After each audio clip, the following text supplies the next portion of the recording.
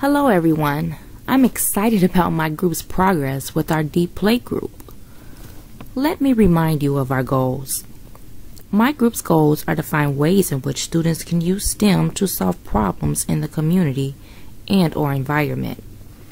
My individual goals are to get rid of my science textbooks, have my students to collaborate with each other, see science all around them, to start thinking as scientists and engineers, to start helping their community by solving problems they are faced with on a daily basis.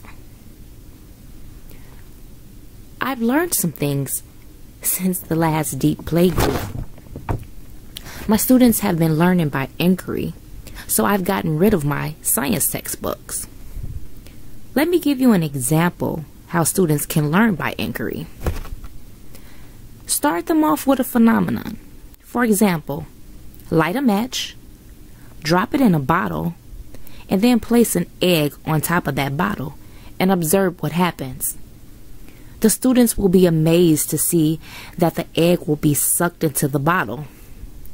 Then, let them build some background knowledge by letting them read some context and discuss it together. They can read on fire and oxygen.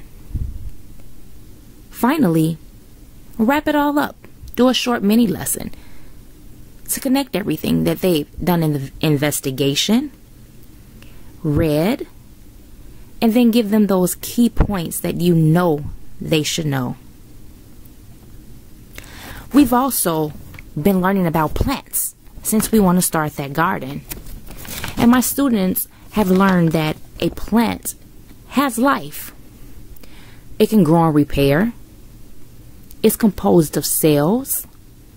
It adapts and evolves, maintains homeostasis, interacts with the environment, uses energy, reproduces, and has organization.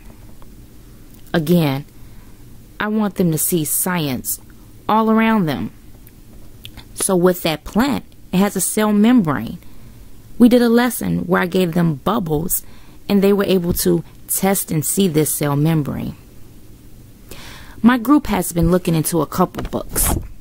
One is Last Child in the Woods, but the one that I will be using is called Urban Problem and Community Development.